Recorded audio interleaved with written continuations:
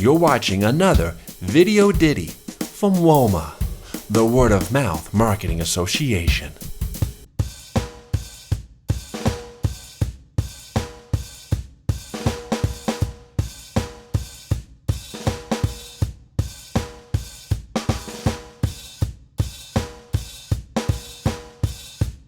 One question that comes up a lot with marketers is, how do you go about treating campaigns versus programs, and what happens when there is something that's meant to have a limited shelf life, but yet, on Facebook, MySpace, these pages tend to stick around for a while. So. I love that campaign's the new C word, right, that we're not going to talk about, right, in this context here. We really do try to encourage people to think about the platform as a long-term platform, but we don't want that to be such an onerous task that makes people shy away from even getting engaged in the first place, right? And there are brands that are seasonal. One great example is TurboTax. TurboTax leveraged, again, all of the social media properties out there, MySpace, Facebook, Twitter.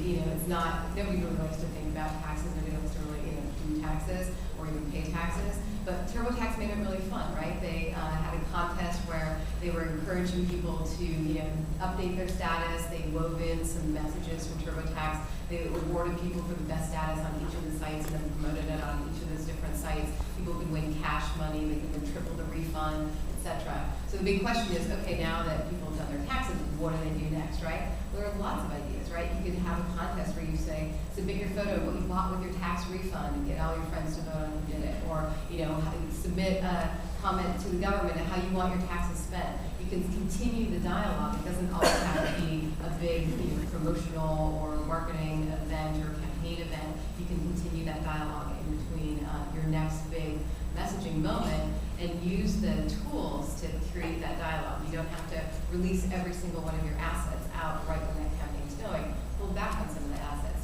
Slowly release some of the videos. Because every time you do, that gives people a reason to come back. And every time they take that asset, it gives their friends a reason to know more about you.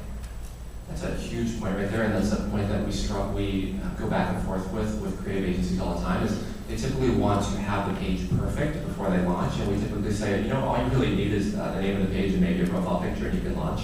And because that's how users launch. If you think about when a new user joins Facebook, they show up, they don't have anything, and it's completely, you just fill it out as you go. You start adding friends, and you fill out more stuff, you add more friends, and it's very organic, feels very natural, and exactly.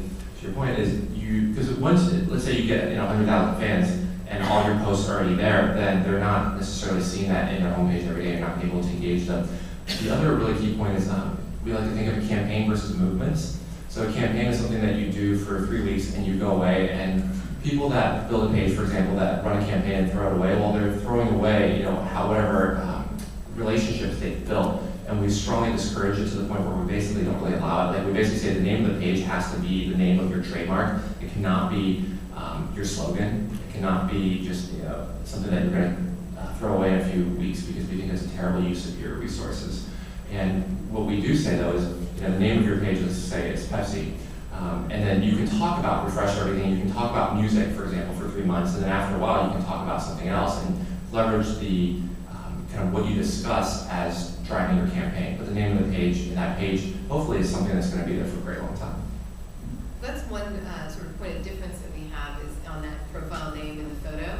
We actually encourage people and brands to come up with engaging and entertaining things. So like the Milk Board, for example. Milk Board's page is a Milk Board, right?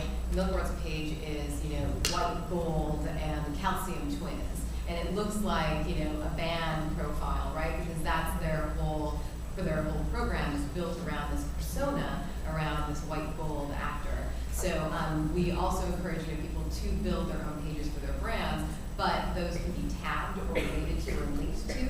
But we do encourage something interesting and engaging so that people want to put you in their top friends, want to talk about you, and want to share it. And to clarify, personas are absolutely fine. So if it's Betty Crawford, Jolly Green Giant, if it's the Athletic Duck, totally okay.